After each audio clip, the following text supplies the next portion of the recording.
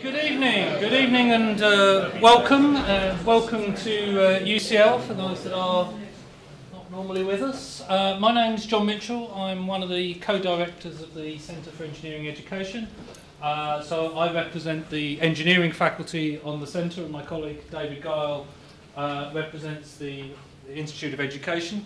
So the centre is a joint venture between the Engineering Sciences faculty and the Institute of Education, really looking at a broad range of topics throughout engineering education, from the route into engineering that our students, our young people might take to come to study, how they study at university and how their careers build. We hold a number of events, take on research and work in a number of topics in this area. And one of our core activities are these conversation series. The idea of these is that we have a discussion, sometimes a debate, on various topics that cover elements of engineering education. And so we're very pleased tonight to be able to look at ideas around the roles of professional bodies and how professional bodies are involved in the education of engineers from school, from university and through to in the workplace. I'm delighted we have two speakers to set the scene and start us off. Phil Davis, Director of Technical Learning and Development at Atkins, and John Pritchard, Chief Executive of the Institution of Chemical Engineers. So without further ado, I invite Phil to start us off. Thank you. It's good to be here and to see number of faces, friendly faces from the Atkins family and also from the institution. So thanks for a decent turnout. And it's good for me to be talking about this because this is one of my pet topics. Since I went over to the dark side and left engineering about 6 years ago and went into HR to look after learning and development, I've been through a number of professional development reaccreditations. I've been involved in looking after professional development for Atkins, and I've seen how a well-run professional development scheme can bring real benefits for young people coming into our industry. But the problem is we support a number of professional development routes, some of which are formally accredited and others that lack any structure at all. And I formed a view, which is my privilege to share with you all tonight and start this conversation, that there's a better way to do things. Now, just a few definitions. When I talk about professional development schemes, so I'm talking about what companies do to help people become chartered engineers, chartered surveyors, chartered scientists, and so on. When I talk about accreditation, I'm talking about the process whereby the professional institution comes in and looks at what the company's doing and makes sure that the formal scheme meets, both in design and in performance, the professional body's requirements. By professional bodies, I mean any independent body that can confer professional status upon a professional. So it's not just engineering, that could be surveying, science, architecture, even project management. Most of these organisations can confer chartered status. And when I talk about PEIs, professional engineering institutions, I'm talking about specifically the 36 or so bodies that are authorised to confer chartered engineer, incorporated engineer, engineering technician, and so on. And the larger ones are the IET, the IMechE, so that's the Institute of Engineering and Technology, the Institute of Mechanical Engineers, the Institution of Civil Engineers, and the Institution of Chemical Engineers, and I'll also mention the RSE, Institution of Railway Signal Engineers, who are here tonight, and I think there's someone from CIBSE, the Chartered Institution of Building Services Engineers. So, Broadchurch, and in Atkins, just to set the scene, in Atkins we have about 9,000 employees in the UK, about 9,000 in the rest of the world, including North America, Middle East and India. And in total, and this is an estimate, but I reckon we've got about 1,500 employees actively working towards professional registration, and that's in the UK, Middle East and India. And that's across at least 50 different bodies, believe it or not. So it's quite a challenge. And let's look at that challenge. This is a report that the BIM 2050 group and the Construction Industry Council produced a few years ago, looking at some of the trends in the built environment, and they made a very provocative statement saying that currently institutions are not equipped to bear any relevance to millennials, and their respective future membership potential will suffer. There's no doubt that professional bodies in many walks of life need to adapt their value proposition if they're to endure. The automatic respect that institutions get from society has gone to some extent. Membership of an elite group is often seen as exclusive, opposing social mobility. And human interaction through meetings, physical meetings, has to some extent been supplanted by social media, although I'm glad we're all here this evening and not doing it on Skype. And career expectations, career aspirations have all kind of changed. You know, we're thinking about portfolio careers, the gig economy and so on. And so it's definitely a changing world. And the professional engineering institutions in the UK have recognised that challenge, and John's going to say a little bit on that when he speaks, I know. So there are many facets to this challenge, but the one we're looking at tonight is the role of the professional engineering, professional institutions in engineering education. And traditionally, these are the sort of things that the professional bodies do. They promote the discipline as a career of choice, they set competence standards, they accredit academic and vocational aspects of professional training, and they undertake quality licensing, so they confer registration. In most cases, there's post-nominals that go with it, and who knows, in the future, we might be thinking about sort of online badging as a means of demonstrating competence as well. Now, before I go into the a bit more about what that role is, I'm going to jump ahead to how, and forgive me for this, but you'll understand why when I've gone through it. Another report that came out recently was from the Edge Commission, which also said some provocative things. And the report was entitled Collaboration for Change. Its author was Paul Morell, who was then, I think, the UK government's chief construction advisor. And although it was focused on the built environment, a number of the professional engineering institutions were involved and gave evidence. And it's this last bit of this introductory statement that I've highlighted. And it's definitely a call to collaboration, because the way engineering's going, and particularly in our world, in Atkins, with the introduction of building information modelling, BIM, the techniques we're using are inherently more collaborative. So you can't really do collaborative design in the old adversarial contracting model. It just doesn't work. And typically we'll see in big projects tens, maybe even hundreds of people, critically, possibly from different employers, working on the same design model. So the modus operandi of project teams is changing, and my challenge to the PEIs would be that they need to lead this transformation, and the way to do that is by adopting natural collaborative behaviours, by being great role models for collaborative working. And that already happens. There are a number of areas in which the institutions already collaborate, so they promote the profession, they set a competence standard,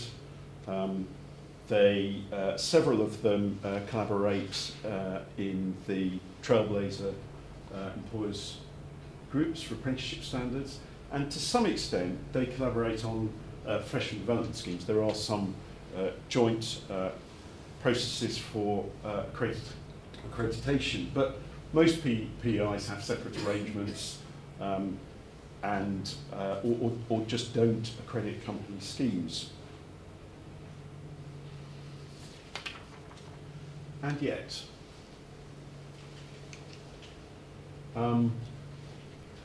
most professional development schemes include some or all of these. You need to acquire knowledge, there's some on-the-job training, You need to apply that knowledge, acquire skills, continuous professional development. Most of them have a competence model. In most cases, you have to operate at a position of responsibility for a period of time to demonstrate that you can do that. You have to demonstrate you're consciously competent. And I often say that for us, the thing that I think really matters about people becoming professionally registered is that they know what they don't know. They are capable of knowing their boundaries, and therefore you can trust them with greater levels of risk, because in theory they've got the competence and the confidence to phone a friend when they get out of their depth. But I would argue that collectively that is in effect a management system. So on to the what. I'd like to suggest that professional development schemes could and indeed should become part of a company's management system. And I'm conscious I'm making the assumption that most UK engineering companies will have a competent a quality management system such as ISO 9001 and will have external accreditation. The thing to note is that management systems give you the ability to consistently provide products and services that meet customer and applicable statutory and regulatory requirements, and the ability to demonstrate conformity to specified quality management system requirements. So if part of what a company does is to train professionals, then why wouldn't the process and procedures to do that be part of the management system? And in fact, if you look at ISO 9001, there we have it, competence organisation. If you're an ISO 9001 accredited organisation, you're already obliged to ensure that your people are competent and, where applicable, take steps to acquire said competence. So if we have an undertaking that exists, for example, to do design, then we'd expect the quality management system to say we need competent professionals to undertake various stages in the process: design, check, approve. And if professional registration is one of the indicators of competence, then we're obliged to take the necessary steps to help individuals acquire that competence. So this is how a management system approach could work. You've got some management system procedures, you've got some competence requirements that feed into that, you've got management system standards, and then it's externally audited as part of the company's management system. Individuals are still accredited by the relevant body, and you can have some best practice guidelines about how to do that. So let's just dissect that a little bit. Competence requirements, well, the Engineering Council, the Science Council and the Society for the Environment all have competence models. So that's a pretty easy one. There are, I've already mentioned ISO 9001, but there's also 10,015, 10,018. There are other management standards that are applicable to competence. If you look at the management system procedures, so effectively what I'm saying is that the company has a management system and you include in that professional development, there's actually a standard for management system standards now. And we're seeing at the moment that ISO 9001, the environmental management standard, the security management standard are all fitting into this same model, virtually word for word. But if you take that model, I mean, I think it pretty much fits the kind of things we'd need for a professional development scheme. My suggestion would be that the regulators, perhaps with the assistance of the professional bodies, would provide best practice guidelines as to what good would look like in that system. And then individual accreditation, so the individual would still receive their professional status from that body, and the company would have the management system accredited externally. So that's the approach, and effectively what I'm saying is I think the professional bodies have evolved to a point where it's no longer necessary for them to individually oversee and supervise what is in effect a management system for professional development. And certainly, I mean, I said at the outset, we have, I think, at least 50 different professional bodies that people are getting trained for. Wouldn't it be nice if we could have a single approach to that, one that builds on best practice that's been developed across many professional bodies over many years? So one process that meets the requirements of all the institutions externally and independently audited. Where does that leave the professional bodies in their contribution to engineering education? Well, I think it leaves them in a place where they can focus on what they already do best in their areas of domain expertise. So they still have a role in setting professional standards and in collectively providing those best practice guidelines I was talking about for professional development within management systems. They can help bring the competence model to life. Something I've certainly experienced with people starting out on their professional journey is that often the competence model doesn't make a lot of sense, and a key role of a mentor is to help bring that to life so that they understand what the different elements of competence mean. There's definitely something about technological developments. You know, the institutions are definitely a place to identify new competencies that are going to emerge as technology evolves, and already do very well in many cases provide knowledge and training resources aligned to their competence model. One area that they can be moving into is becoming awarding bodies as apprenticeships are starting to become more available. There's a role there for professional bodies to do some of the workplace learning assessment. So it's a fairly quick canter through it. I'm going to stop there and hand over to John, and I'm sure we'll have a discussion later.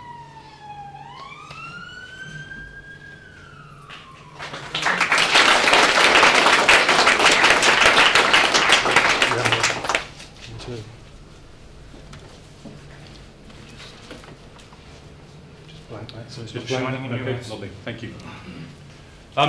Ladies and gentlemen, good evening, and thank you for inviting me to have this opportunity to follow Phil on this conversation. Interestingly, that he said he had only been on the dark side for a short period. I'd probably been on the dark side a little bit longer.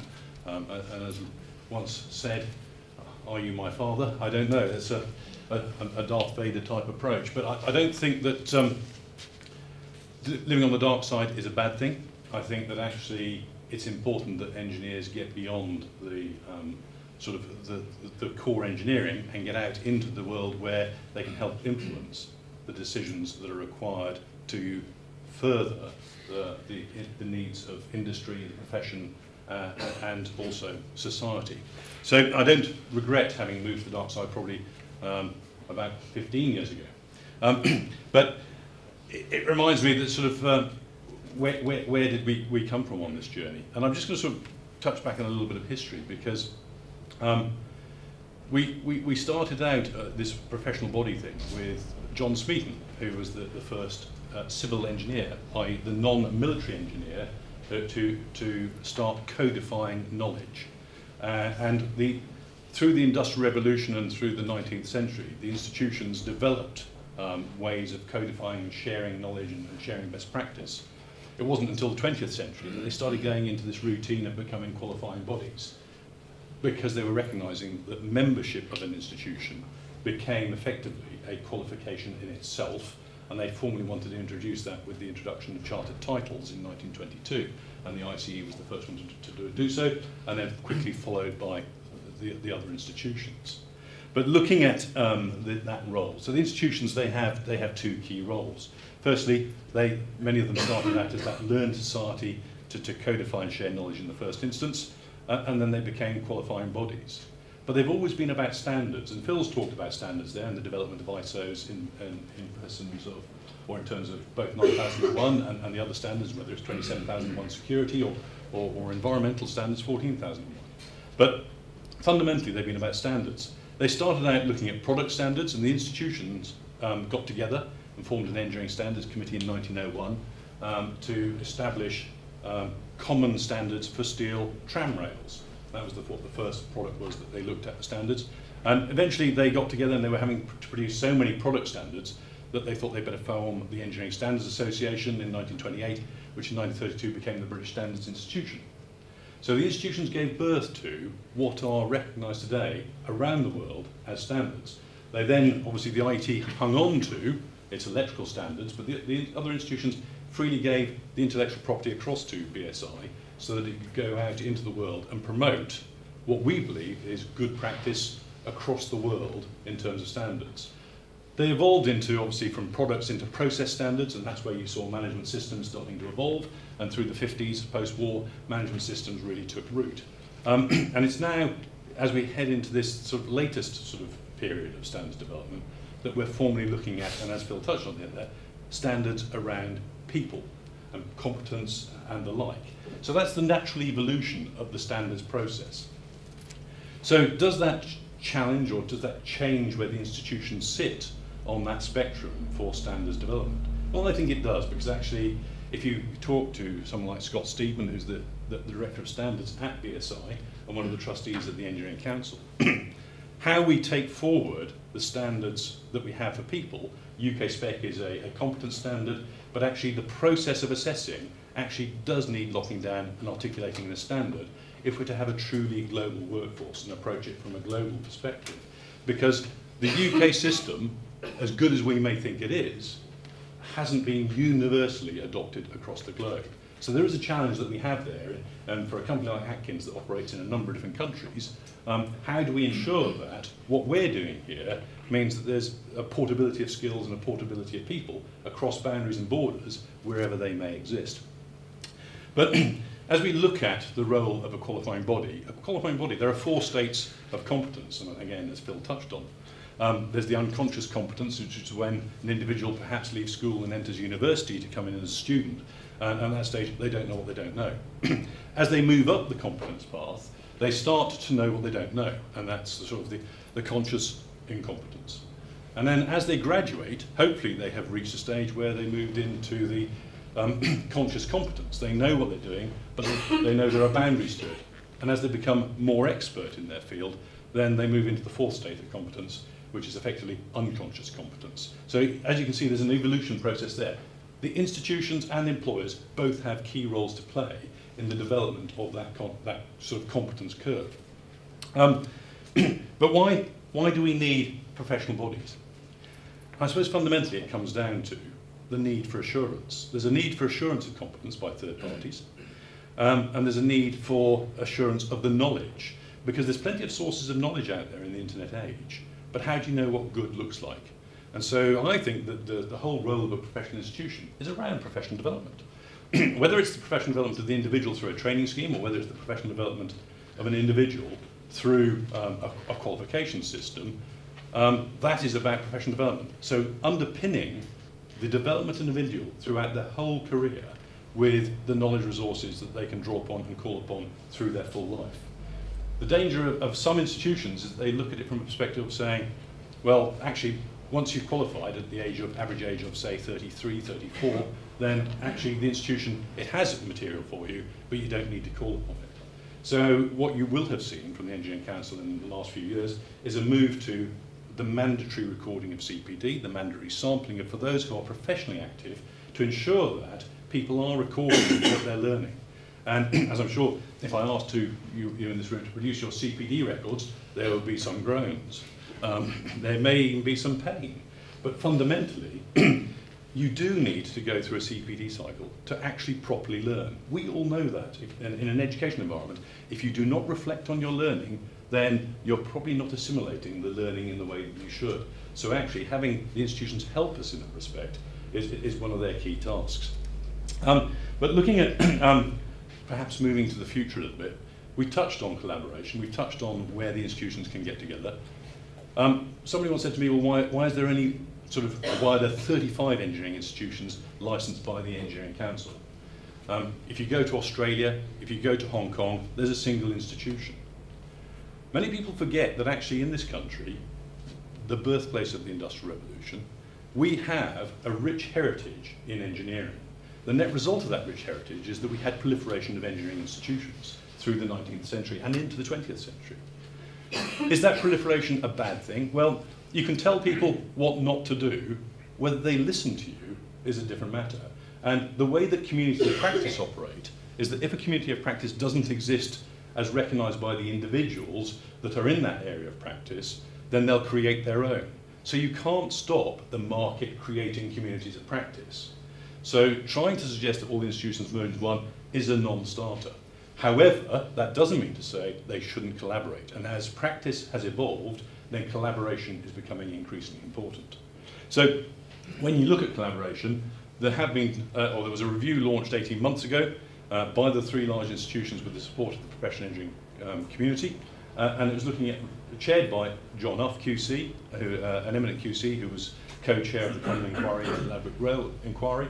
But John Uff has produced a paper which hopefully will come out later this month, and it's made a number of observations for the profession, which the profession now needs to consider. The large institutions have got together and have decided how they're going to respond, and they're going to respond probably under 5 broad headings, but you'll hear this from them later this month. But I think one of the things that they're going to look at is this knowledge piece. Can they create a common library ticket? Can they create something so that if you join one institution, you can access the knowledge and services of other? And so that will be something that they're going to take forward. It was existed in the past. If you go into the ICE library, as was, there was a sign outside it for many years that said, and members of the IMED key and the IEE. It didn't say IET because it was the wooden sign predated that. But actually it was available, and making sure that we encourage it to be available in the future is another key opportunity. The second area where there is good collaboration through Engineering UK and through a number of STEM initiatives is the outreach into schools. And so if you look at it, that is well coordinated and that is being well delivered, better delivered than it ever has been from an outreach perspective. There are lots of good and enthusiastic individuals out there who may or may not be doing good work. And I think actually every now and again we have to turn around and say, sorry, can you do it this way? Because that's what the schools want, that's what the educational pedagogy says you should deliver in terms of delivering curriculum relevant learning for school-age pupils. The third area that they're going to look at is policy, and that's looking at whether they can formally develop a common policy system for ensuring that when government asks the Royal Academy of Engineering for an opinion, the right experts are put in the right room to deliver the right sort of common approach from across the profession. They're also going to talk about penetration. Now, you could, if you were a cynic, say, well, that's just about more members, isn't it? The reality is that all of the institutions, particularly those with a Royal Charter, exist for the public benefit. The public benefit is only served whereby individuals are professionally qualified. If you have people out there who are not subject to a code of conduct, who are not subject to the moral characteristics of being a member of a professional body that gives you, then actually you could be anybody. You could be a cowboy, you could be anybody. So having that code of conduct is key part of it, and ensuring that everybody who can be qualified, should be qualified, is qualified.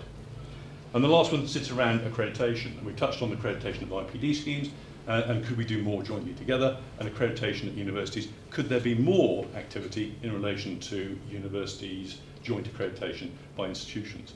I think that's probably enough to give it a flavour for where that's going. But I suppose to finish, should the institutions be moving from an audit function in the relationship with employers to perhaps more of a coaching one? Well, I think yes. And they want, I think, to go down that route and give credit to employer systems and give credit to employer schemes, but it has to be on that basis of assuring and giving independent assurance to the systems. Okay, thank you.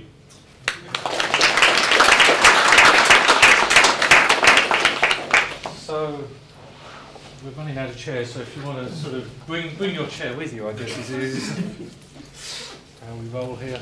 Can I open it up to the floor? Any questions, any points anyone would like to pick up on? Yes. I'd like to make an observation. My name is Atkins. I represent the engineering group of the Geological Society. There is already collaboration between the Institute of Civil Engineers, the Geological Society and the IIMM in an organisation called ROGEP. It's the Register of Ground Engineering Professionals, to give clients the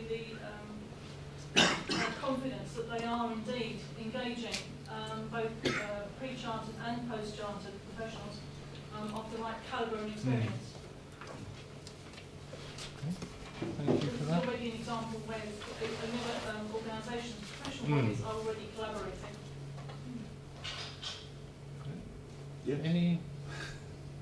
Any other questions? Yes, sir. A couple of points on quite different subjects. Mike Bircher, fellow of IChemE, sorry, no.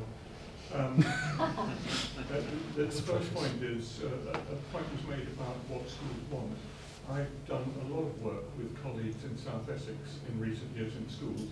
I am clueless about what schools want because they are generally clueless about what they want with regard to the engineering profession. You know, the fragmentation of the bodies doesn't help with this, but we need some kind of approach to teachers as well as just the occasional sort of flurry into the school hall once a year.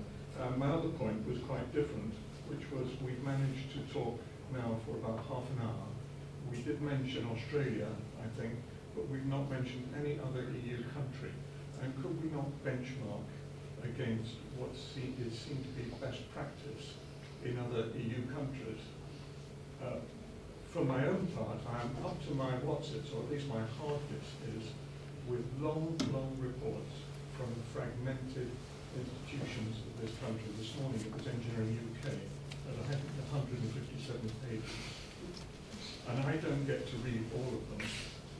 And I'm trying to do it to help with why not cheming in schools stuff. I think it would be very useful to benchmark best practice elsewhere, because I do think the fragmentation in the UK has reached a point where we have to think very seriously about doing something must be done. And I suppose this is a question. What we've gone from is lots of institutions and then an idea of trying to connect them together. So we've created lots of other things to connect them together, but we've now got lots of other things. Is there a message here of actually, at least to help us with our outside image and the way we put ourselves forward, is there, slightly steering on Phil's point from the industry side of things, but actually a more unified vision of the engineering community, would that be beneficial? If I may, perhaps answering Michael's particular questions, and then the approach to teachers. There is work being done as a part of the currently the current initiatives in respect of schools to provide that advice to STEM teachers, and that's being done through STEM learning, partly funded by Wellcome Trust, the government, and Gatsby Trust, and that is a mechanism for providing support to teachers where the teachers are asking for it. And the challenge is, as you will know, getting into schools and finding the champion that actually, or hoping that they have a champion that will ask for the relevant support is one of the key difficulties that we have. When you talk about benchmarking, the interesting thing is that a number of the European countries, the last one to come across I think was Scandinavia, have come across to look at the systems that we're operating because they believe we're doing better than them. And in terms of benchmarking, certainly from an Engineering Council perspective, we have benchmarks against other European countries for UK spec and looking at that to the extent that we assisted the Dutch national organisation, CIVI, adopt UK spec 18 months ago.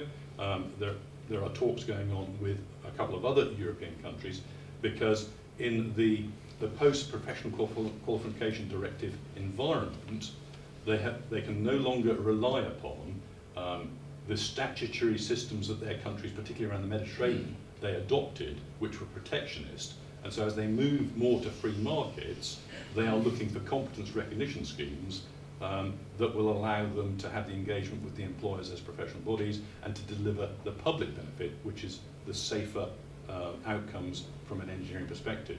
So those engagements are ongoing. So actually, we do benchmark against European countries, and actually we come out of it fairly well. And I think I'm right in saying some of the main European companies, their engineering institutions are more like trade unions. Yep. Are they not? They're Certainly Scandinavia and Germany, very much so. Yeah. Okay. Any other points? Yeah, I'm Lucy Pemble. I'm a member of the CEE Young Energy Performance Group and currently working towards iEng. What was interesting for me, having a bachelor's and looking at further learning, is the new, relatively new MSc Professional Engineering course brought out. So if you don't know, it's to sort of bridge the gap for those who maybe don't want to take time out and study full-time masters or don't want to go on a block release course. It's a work-based structure where both the employer and the university create a curriculum, essentially, that's discussed with the professional engineering institution. To me, that seems like a really good idea to get this engagement, not just in the learning and development and HR and management side of things, but also within the team and within a potentially really skilled, resourceful team that may not, you know, every single member may not be engaged with a professional engineering institution. I just welcome your views, or if you've heard about it, or anything on that side of things. The Engineering Gateways project was a part then DTI funded, which Andrew will know more about as he bid for the funding in the first place. Andrew in the front row here, my predecessor at the Engineering Council. It has now, and Katie will correct me, I think it's gone out to 12 universities are now running the Gateways MSc in professional engineering, and it has produced its first cohort of graduates, and they have done the route quicker than they have been trying to do the further learning route by themselves by some margin. And so it has been a very helpful route because it is a structured learning environment for a master's level education around effectively the competencies for becoming a professional engineer. And actually it is gaining traction, and there is increasing interest. So yes.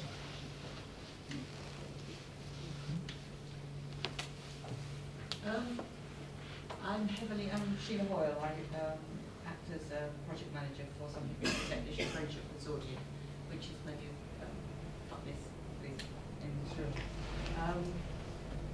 Interestingly, with the advent of the apprenticeships, particularly those around technicians,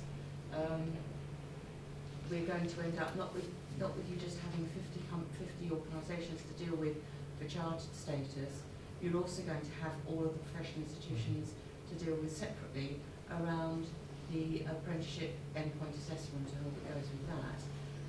And I would have thought with that coming in, there is a real point at which we ought to be looking at something that is a bit more cohesive around that, because I think people are getting concerned at the, I mean, Atkins, I think, are talking about 15 different trailblazer standards, and most of those lead to professional qualifications. So on top of everything else you're already doing, you're going to end up with another 15 different ways of doing an endpoint assessment. And I would have thought, as we're at the beginning of all of that, we are in a good place to try and look at it.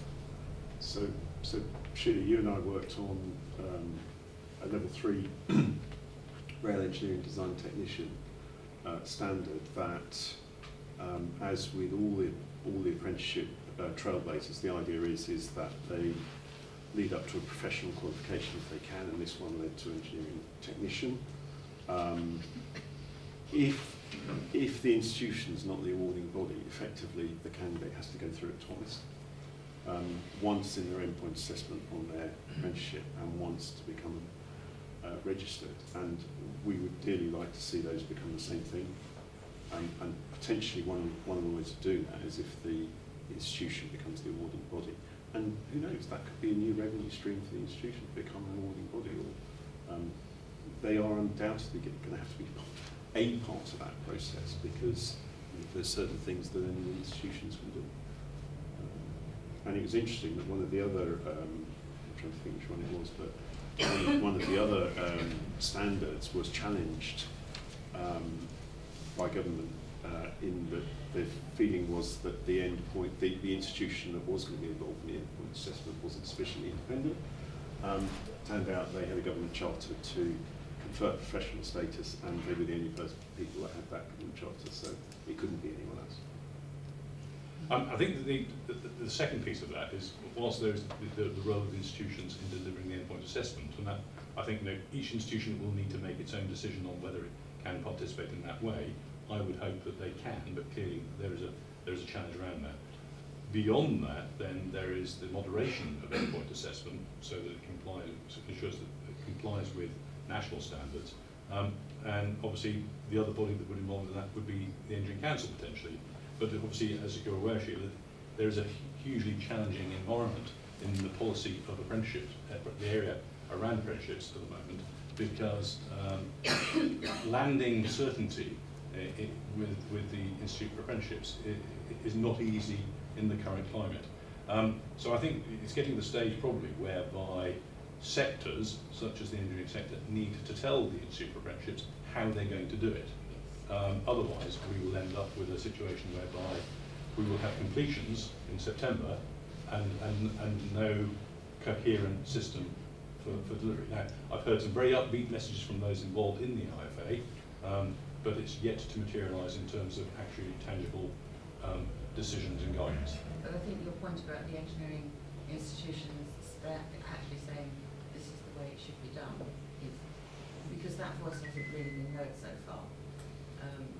It's been the trailblazers who have been doing the work, if you like.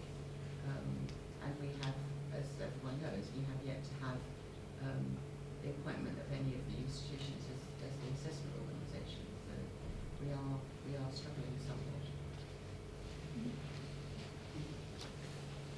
Thank you, colleague, as fellow of the IEE.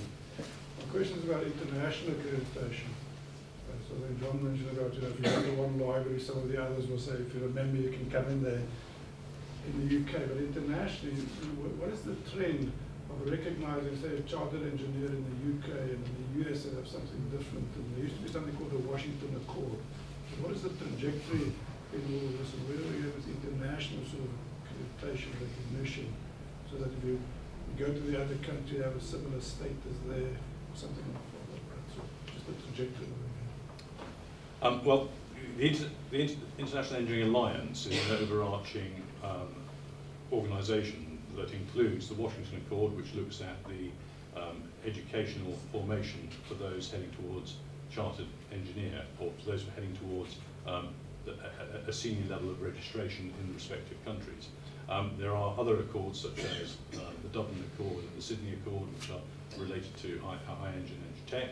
And then there are mobility forums or mobility agreements that sort of sit there for what the rest of the world calls technologists, which is the IEng and the technicians, and indeed for professional engineers. So those 6 different accords sit there within the International Engineering Alliance. The challenge that you have is that not many other countries have a single system of adoption in true sense. So if you go to America, for example, you go to America, the states independently set their own standards. They have a common exam system, which is good, but they don't have to recognise the results from other states. So if you are qualified in California, that doesn't mean you're qualified in Florida. So it would be good for the America to develop a common system of recognition within the United States as a starting point to give them a good platform to then have discussions outside. Interestingly, there have been discussions for recognition of chartered engineer with one state, I think Iowa, is it? Idaho, began with I. Idaho is now looking at wanting to give recognition to the UK standard because it's fed up of having to fight the battles internally. So maybe that might lead to something, but that's America, and America is always the exception to the rule. There are clearly differences of opinion about what the Washington Accord does, and I know that's a long debate there, because it's a difference of, is it a bachelor's degree, is it a master's degree?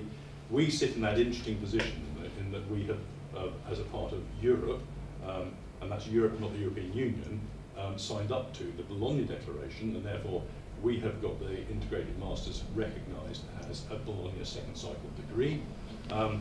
And that means that we are operating at a master's level of outcome. Many of the Washington Accord signatories are only offering forward for recognition a bachelor level degree, and therefore their signatories are choosing to say that their bachelor's degree equals our master's degree. So there are unhelpful suggestions within that.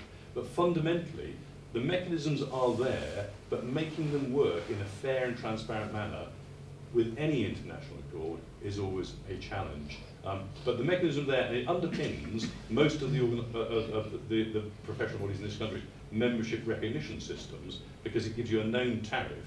The Washington Accord has a set of graduate attributes which every country satisfies, and so therefore you know what you're getting. But it's not necessarily the same as a master's level education. So that's where there's a little sort of spoke in the wheel. Yeah. And it's worth mentioning, of course, your professional status is linked to where you're practicing, not where you live necessarily, which is why we've got folks colleagues in India and the Middle East who are, because they're working in UK markets, want the UK qualifications, and we're able to do that. Although engineering is quite doable. Interestingly, in architecture, I think I'm right saying to be RIBA, the B bit, British bit, means you have to train in Britain. And so if you're from other parts of the world, even if you're working on UK work, it's quite difficult, I think, to become an architect, big A. So there are other alternatives for those folks. The other thing we've done in the UK is that we truly moved to an assessment of outcome, and we use outcome standards. That's not well understood globally. A lot of countries still are stuck in a regime that measures input, and that means that it's about time serving, not about what you have achieved. So the UK education system is, I believe, leading in this respect, but it is challenged by the fact that you're trying to compare apples and pears when others only measure input. Could take this in a subtly different direction, probably a bit closer to home and a bit more around the technology and the disruptions that are coming to engineers near here. Particularly when we're looking at solving problems at the moment, the likelihood of having a single discipline solving that problem is very unlikely, and therefore actually I want the attributes of an electrical engineer, a civil engineer, a mechanical engineer, and by the way I need an engineer to look after all of this. Where do they come from? How do they get created? There is a piece around this technology, call it BIM, call it whatever you wish, and the nature of the solutions we're now being provided by providing intelligent infrastructure that means actually we need the institutions to collaborate more. We need a product in terms of engineers that come out of it who are capable of integrating and capable about thinking beyond just one of the specialist streams in which they come out of. How does that figure in this debate at the moment? How does that play out? How do you see that maturing as we go forward? Look at the purpose of education. And quote back to the ICE 1941 presidential address, which Professor Charles Inglis, who was the head of the department at Cambridge, said in his presidential address, the purpose of education is to create that habit of mind such that when you have forgotten all you've been taught, you know how to proceed. So we have to have an education system. When we were looking at education perhaps in the last 150 years ago, you could become an engineer having read classics, because it was the training of the mind that allowed you to pursue the discipline. We've evolved from that, and the argument would be that perhaps in the 50s we became, in some respects, too narrow, because we created clear separation between disciplines, resulting in the number of different disciplines and degrees that we now have. So you could argue, is there an argument for going to some of the universities that still offer an engineering tripos that sits there across all reasons? You don't specialise until latterly. Is that a helpful way? But those degrees exist, and so if the market is demanding it, then surely those types of degrees will expand.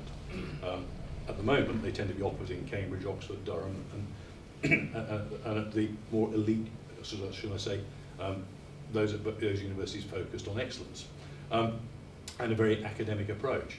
But if you look at fundamentally how we do this, you see new disciplines emerging. So you are now beginning to see degrees in systems engineering. Whether that is the answer to them, if I'm going across a bridge, I do want to know that the person that designed the beams that underpin the bridge had competence in structural engineering. I don't want to know that they were a systems engineer who happened to be able to operate the computer that did the design.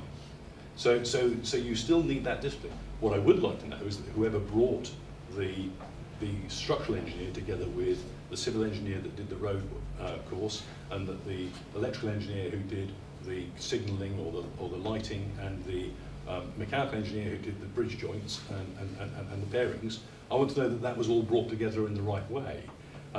That happens later in life, so I think we have to be careful we don't expect too much from those emerging from the education system, when there's a duty to on the employer then to develop the individuals against their business need. And that's why a structured training scheme in the first instance to get to that first level of professional qualification, and then the ongoing development of those individuals so they pick up the more broader managerial components. I don't disagree with that. I'll declare an interest as a railway civil engineer trying to put lots of systems together. But the institutions have a part to play in creating the environment for that ongoing education, rather than that being an absence, as it feels at the moment, other than going to the specialist systems engineering and COSI type environment, which, although very helpful in some ways, isn't applicable to everything we do, although most things we're doing are becoming systems in some way, shape or form. So there's something in that space that I think will drive change. I'm not sure what it is at the moment.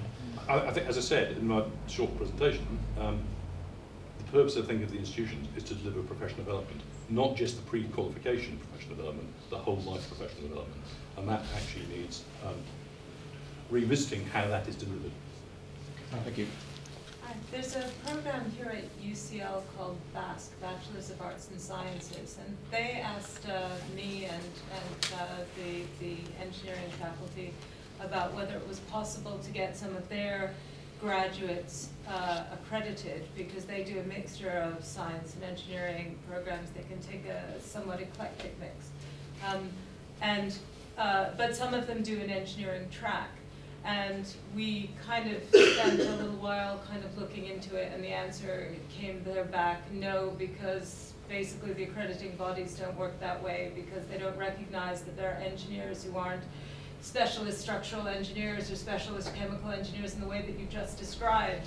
And my impression is that people will learn what they need to know in terms of specialisms when they need to know them often, and that there are a lot of engineering jobs that are not being filled by people who could, because there's no way for them to be accredited. It's not necessarily, these are very bright kids, it's not necessarily holding them back, but I think the last gentleman's point kind of made me think of this, and this kind of pointless wall of bureaucracy between the disciplines, where something more interesting and more creative could be allowed to grow in the cracks, but there seems to be a vacuum there. I think that kind of program can receive recognition, but it won't be recognition through a formal accreditation process. The purpose of an accreditation process is to give credit to the program so that it does not have to be revisited as a part of the formal formation and assessment of the candidate. And you can only do that where there are consistent outputs delivered by the program. Where you touched on there are variable outputs delivered by the program, some of which might lead to, if the candidate followed all the engineering modules within the program, the summation of an accredited degree, then that would be not possible to accredit on that system, but the individual can come forward for membership of an institution through the other routes for assessment. So, for example, in fact, most of the institutions now offer alternative assessment for those who have not had an accredited degree. So you can come forward for assessment through the cognate degree route or through such other routes, but it would be as a structural engineer, as a chemical engineer, right? Well, it would not. But it would go to an institution. But it would go to an institution. But again, if you look at the area of practice, what area of practice is the individual looking? Are they looking at working in infrastructure? Are they looking at working in the built environment? Where do they sit with it? Because I think we'll find that the institutions will welcome candidates who, if you're sitting in infrastructure, the ICE under John sitting next to you, we're talking about afterwards, but I'm sure he would welcome a candidate of that description if they're working in infrastructure. So the barriers shouldn't be there for any candidate if they have got a relevant education and relevant practice in a field that is recognised by the institutions. Yeah, good evening. Ed Hanson from the Institution of Mechanical Engineers. You both said, but Phil, forgive me if I'm paraphrasing you incorrectly, but you pretty much said if the professional bodies are to survive, they must collaborate. Forgive me if I'm sort of putting words into your mouth, but that's the message I got. So my question really is there a role for the Engineering Council to do more than just facilitate and encourage collaboration, but to cajole, to force professional bodies to work more closely together? Can I just qualify my... That's probably slightly harsh, but generally, what I'm trying to say is this is a huge opportunity for the institutions to show leadership in collaborating. It's dead simple, really. I mean, for goodness sake, it's a management system. I've got the message. Yeah. So, isn't that a good opportunity to be collaborating? I'm not saying it's existential for the institutions, but it's a simple win, I think. The Education Council is operating in a self-regulating environment. It isn't some remote body that sits there and forces people to do things. It is a collection of the institutions sitting together and determining together how they wish to regulate the profession. The good news is that such a mechanism with 35 engineering institutions means that if somebody steps out of line, the other 34 very quickly turn around and say, no, this is what you want. But you're a part of the community that is delivering that solution. So if you want that, ask for it, and it will, and persuade your peers, and it will happen. That's the simple mechanism. But I think it would be unfair. I mean, in the past, we have tried to give recognition to employer schemes. And I think, as you're aware, it stopped because there were complaints from one institution against another saying this is unfair practice. Well, I think that's the wrong approach. Actually, we should give recognition to employer schemes, possibly in the way that Phil has suggested, but that needs work and review to ensure that the process is in place, and move, as I said at the end there, from an audit function to a coaching and a mentoring function. I think that would be hugely helpful, but it has to be in that environment whereby there is sufficient independent assurance that delivers the same outcome as we're looking at it. If we're truly outcomes focused, this is all possible. And bear in mind that a lot of the smaller institutions just can't accredit company schemes. They just don't have the resources to do that. And it's always been really important to me, because we work in niche markets, that we do support, people working. I suspect we've probably got 3 or 4 fire engineers. Very small group. If we could have a single approach, that would be so much easier to incorporate the small bodies and share that best practice. I mean, I think it comes. There was a point earlier. I think why not chemical engineering was mentioned, which has been a great scheme, and I think Kel's got a fantastic slide where it shows how chemical engineering applications have gone up. The problem I have with Kel's slides is the next one that shows actually overall applications to engineering have not, which suggests to me that all you've done is taken other engineers who were going into different sorts of topics. Is that not, for me, one of the key areas where collaboration on the message of engineering, I know we've got Engineers UK and this proliferation of things, but actually does that not come back to us in many respects, but also to the underpinning institutions? Is there a role for collaboration there? Well, I think, first of all, the registration fee, around 2/3 of it, is given to Engineering UK to do just that. And they are in the process of delivering, and there are people in the room who are part of this, delivering those common approaches into schools.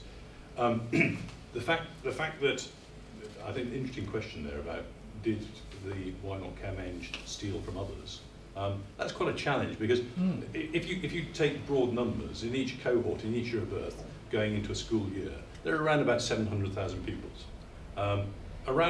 By about age sort of 18, around 120,000 of them end up in STEM subject degrees.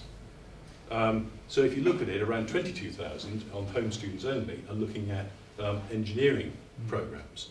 So if you take those statistics, if you're going to increase the number at the moment that 22,000 going into engineering programs, then who are you stealing from? You're stealing from somebody. Yeah.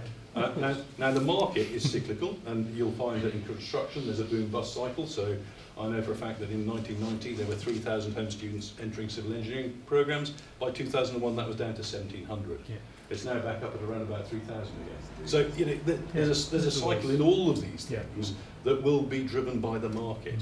And so I'm expecting a dip in chemical engineering intake at the moment, because the students are not stupid. They're reading the headlines on the price of oil, and that's impacting on the interest going into chemical engineering, because they're already getting the indicators, the lead indicators, or maybe the lag indicators, that say that jobs will diminish as a result of that.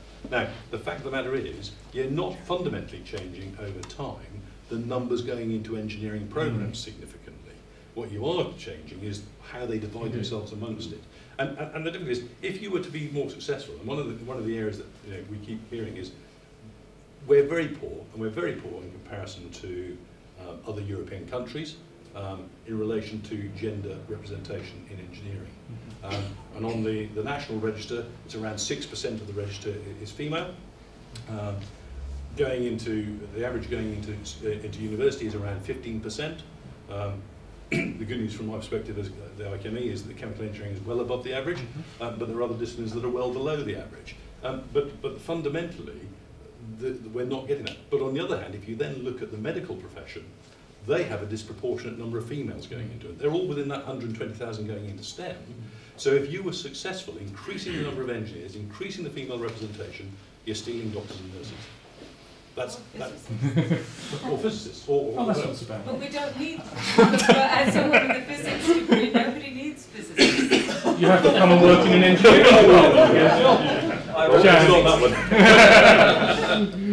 Jan. So you've mentioned that the move to perhaps mandatory recording of CPD and the need to encourage reflection, which of course is what's practiced in the medical profession. Is there already, or are you working on, in the interest of collaboration, which would help with the point Sunny raised before, about students on non-standard degree programmes, about some kind of platform to help students and to encourage that common reflection and learning, recording of their experiences and achievements across all those kind of competencies? The Engineering Council, and speaking with my old hat on, the Engineering Council developed a platform called My Career Path, which I think, is it 25 institutions, Katie, have now signed up to? 39, I think. Okay, 29 of the 35 institutions have signed up to that platform. Assuming they admit student members, and most do, then that platform will be accessible to students. And against that, it shows a set of competencies and encourages them to do that CPD cycle, including that reflection that is so important to learning. Is that not something, though, that you could be encouraging universities to actually adopt as a free platform to help with student progression and performance? And that, because thereby you may encourage people who may not think about joining an institution to actually, well, I've actually collected all this stuff, I could transfer it across. Can I just say something? Janet DeWildy's just left, actually, who's here from the material, but they've, in the grad school there, they've started doing just that with some of the postgrad courses, and actually bringing the institutions in and helping them understand where they can get paid for their learning, so that they don't, if they do then go into industry, they don't sort of start with a blank sheet. They're actually crediting the vocational learning thus far. Yeah, you have to be careful that you're not trying to count what is already being counted within the formal education as CPD. So there's a balance to be struck there. So if it's summer placements, which aren't a part of your programme, then you can do CPD. You're doing learning on site or wherever in the design office, then that can be something where you can be learning. But if it's part of the programme, if it's part of your end of course sort of design project, that's part of the programme, not part of the. But that's only if you're running an accredited degree. Yeah. But actually, what you're actually trying to do, you could easily, within your management system design bit, you could actually discount some of those aspects of it. But actually, what you're trying to do is inculcate a practice within people so that they're used to doing it. Yes, thank you. I was going to raise a point earlier, but I think it's still sort of relevant. I think First thing I wanted to say was that something that ought to be familiar to people in universities is that the professional institutions are in direct retail competition with each other, just as the universities Indeed. are right now, and it's quite fierce in some cases, yeah? So that's going to reduce the opportunity for them to work together, even though they, within the institutions, they may well feel they want to do that. The second is that something that wasn't in Phil's list at the beginning, when he talked about what institutions were for or how they work, but which John sort of touched on, is that institutions started off as clubs, as professional clubs. The clubs were, I think, community of practice was John's term, but they still operate to a large extent as clubs because many of the people, or most of the people who are involved in doing things for institutions, mostly for free, are doing it because they feel an affinity with their colleagues. So one of the issues about bringing everyone together and having a common approach to accreditation of training, education, and all the rest of it, an attempt was made when the Institution of Electrical Engineers turned itself into the IET. And I'm a member of the IET, and I'm involved in assessing applications for professional accreditation. And what I perceive is that despite the aspirations of the institution to admit people, and they do admit chemical engineers and civil engineers from time to time, the club members have great difficulty in doing this. They see these people as not having an electrical background or electronic background, and is this right to admit these people? Can we be sure that their competence is adequate? And I think that's a big barrier to overcome. The pieces are in place there. I don't know if there's anyone from IET here who could comment, but the pieces are in place to have a common approach to things like the Basque degree and Atkins wishing to have a common comment on that accreditation. Yes. Oh, good. Right. I've sat on registration group. Robin Cordell, I'm one of Phil's team members, and in registration group, which is the top committee looking after registration, one of the concerns when assessing out of discipline applications was, could we field an adequately qualified peer group to make that adequate assessment? We do tiptoe into fields, but there is a degree of nervousness about accrediting people who perhaps couldn't get accredited through their own original discipline, but are coming to someone else as a, quote, soft touch. Is that not a barrier to interdisciplinarity? It certainly is. I mean, it's an explanation. No, it's because we're relying on club members. Yeah. This chap and myself. Yeah. There's nothing in UK spec that prevents an institution giving recognition to an accredited degree from another institution, or giving credit to a training scheme done in another institution's field. But I think the process is we don't. Yeah, we don't want to leave our comfort zone as volunteers. It's Mike Berkshire, IChemE yet again.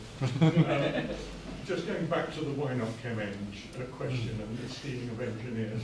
If I can steal the best people in the best schools, pretty good.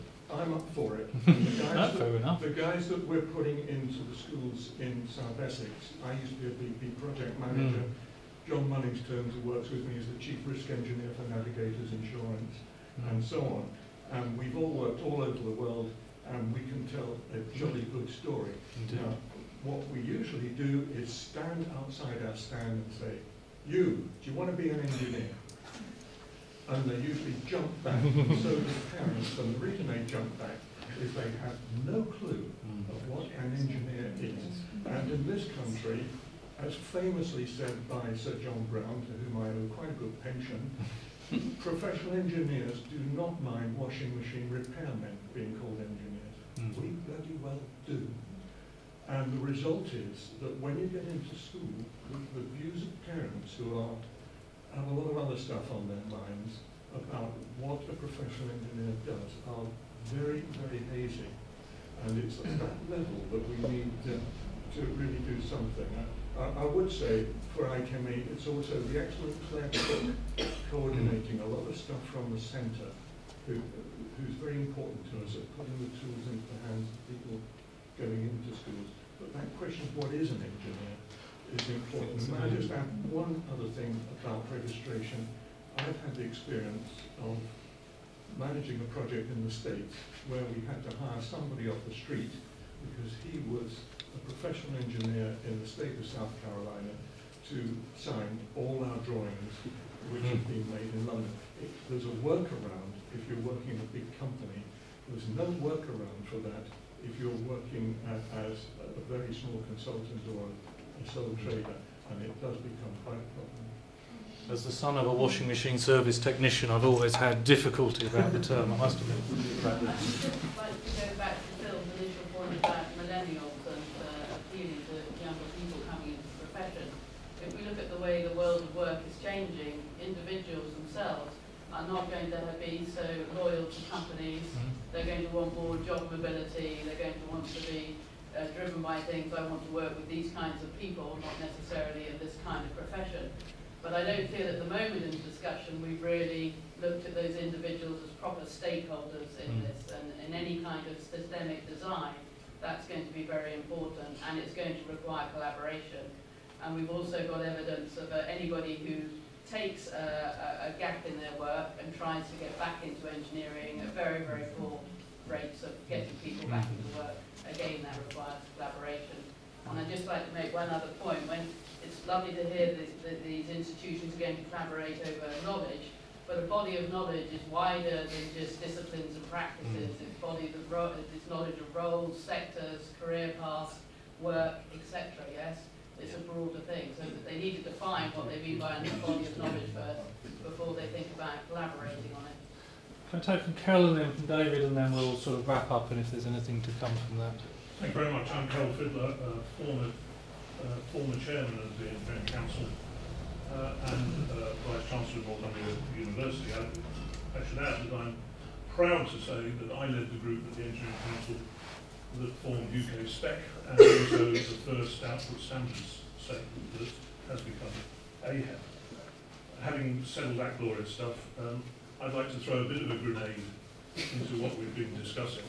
Although building actually on something that Mike just said. And in order to do this, I'd like to introduce it by telling you that when I came back with my wife from my Christmas cruise, one of the first things that we did was looked at programs that we'd recorded, one of which was in the factory, a BBC program, an hour long.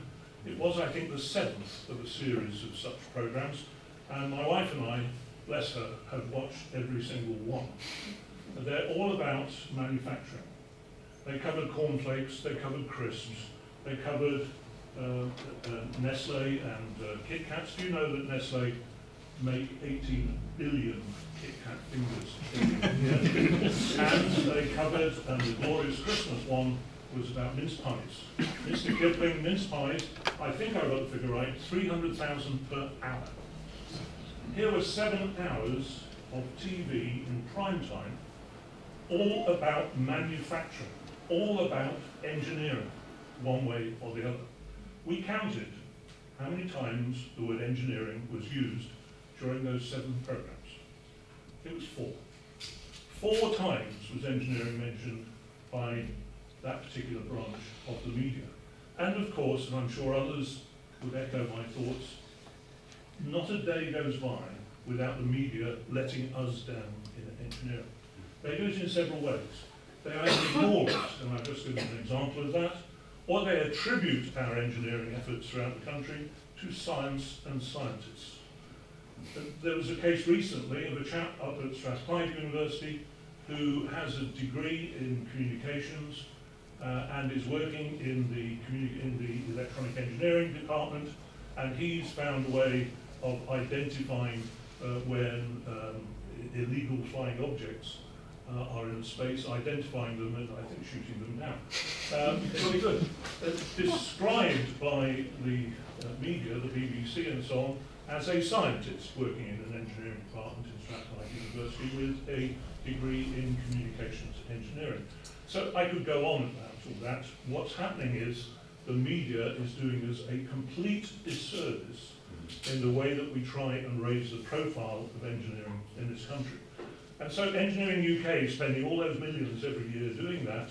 Well, I suppose we're pleased that someone's trying to do some of it, but actually it's falling on stony ground, as Mike has suggested, because my experience as a Speakers for Schools speaker is that when I go into schools, people do not understand a single thing about engineering, certainly the teachers and so on and so forth.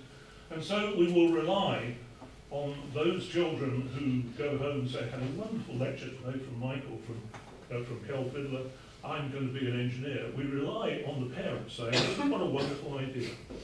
It would be a wonderful idea if they said yes to medicine, I'm going to do medicine, oh yes. I was thinking I might become a vet, oh yes. I was thinking I might become an accountant, oh yes.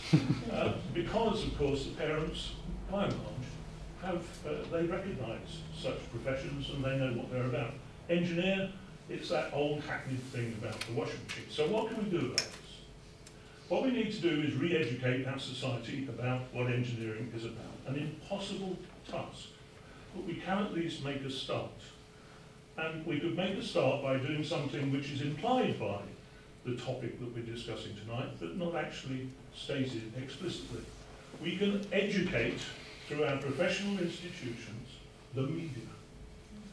We can start some sort of approach to tell the media that they're getting it wrong, and can they please start backing the very subject upon which we're told every day this country is so dependent for a sustainable future.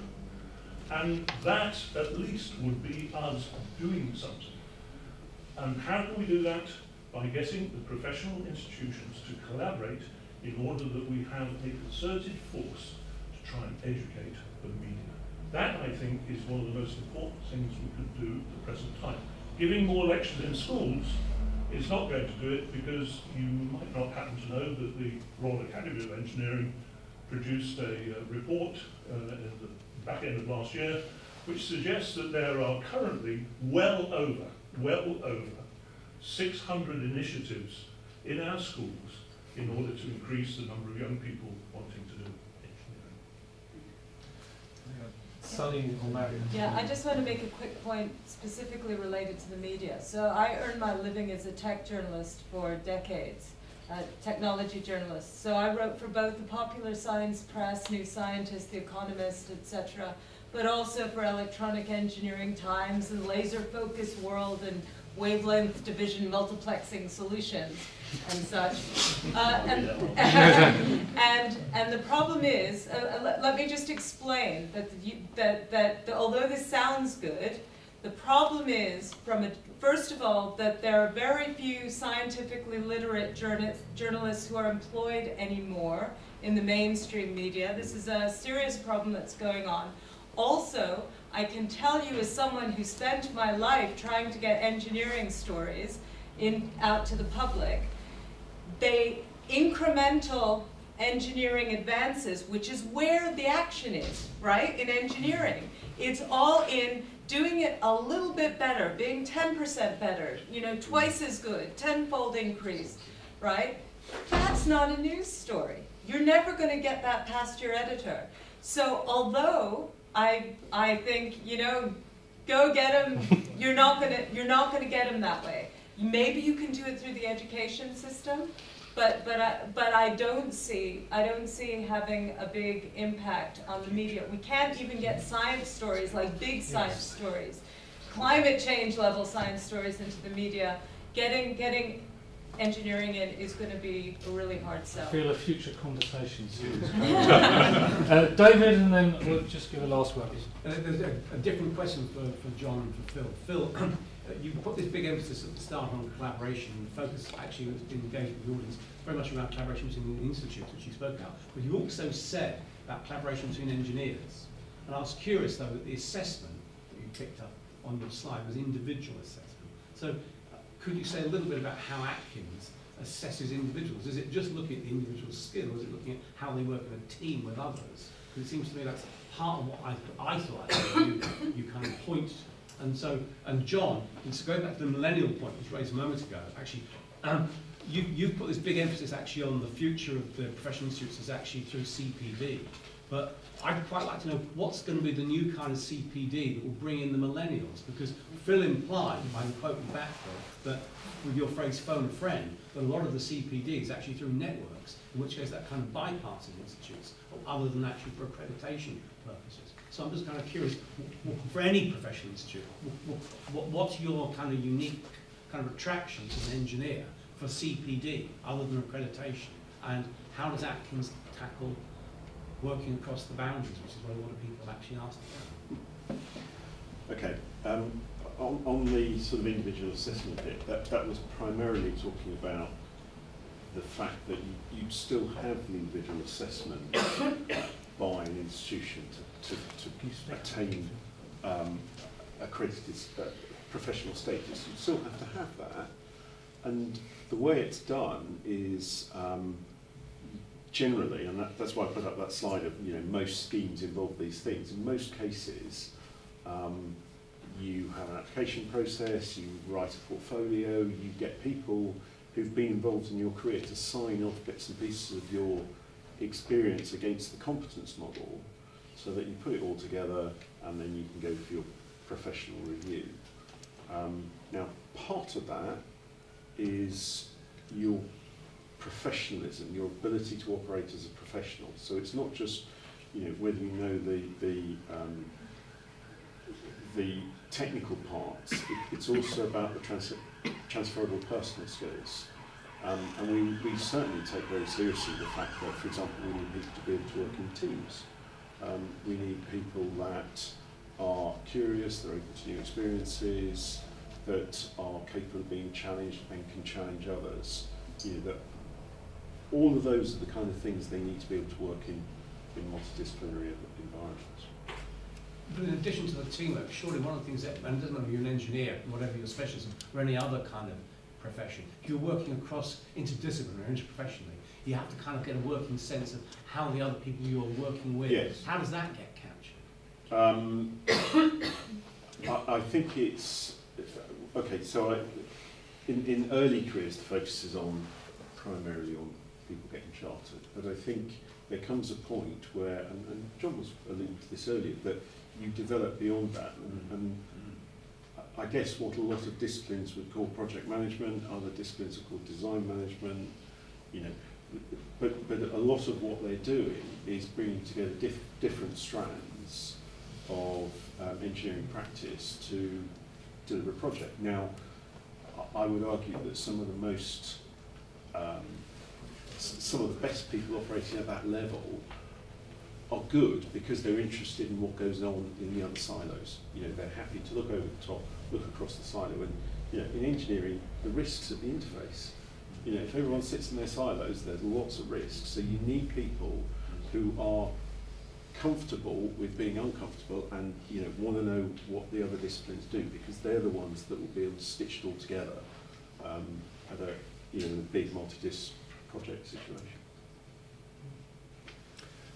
Delivery of CPD in a millennial attractive approach. I think if you move down a pathway of digitalisation so that you are delivering accessible bite-sized chunks, that would be one way to look at it. Well, making it attractive. I think there's an underlying assumption there that millennials have changed, that are different from previous generations. I have a son who graduated from that other place in Kensington that you probably don't mention here, 18 months ago, and he is working on site. I have just last month marked his first ICE quarterly report, given a ready correction to sort of go away and think about. He should have done it earlier, despite my exhortation. Could I have made it easier? I could have threatened to withhold his Rugby World Cup tickets. I mean, what are the incentives in place? People fundamentally don't change in terms of their core being. Students today, graduates today, are still the same as graduates yesterday in terms of what motivates and drives them. There are many competing demands on them today, in a way that perhaps there weren't in the past, but fundamentally they're the same demands, but just with different delivery. So what you've got to look at is providing the digitally relevant solutions and products and services that they can access in a way that they're accessing other information, other products and services.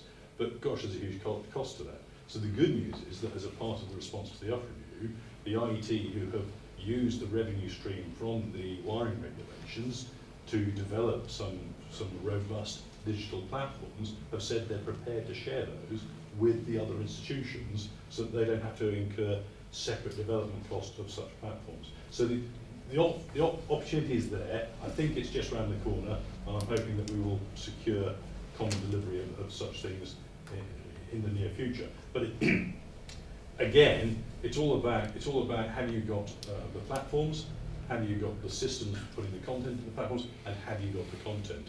And fundamentally, that content relies on the professional engineers in this room to give freely into that content system to further the development of the next generation. I know we've got a few more questions, but I think we've come to the end of our time. Thank you, John. Thank you, Phil, very much for your input and for all of your questions and comments. I think it's been an interesting debate. There's usually nothing quite solved, but I think a lot of interesting directions for us to take away. Thank you for coming along tonight. Please stay, join us for a glass of wine and to continue the conversation. And have a safe journey. Thank you very much.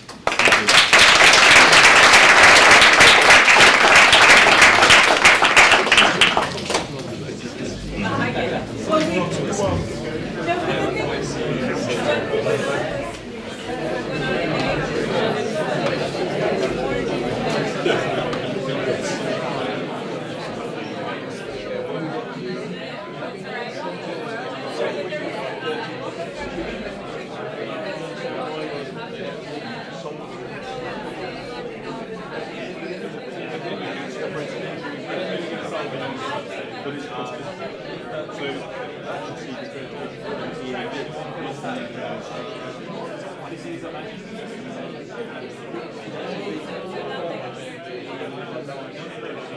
you.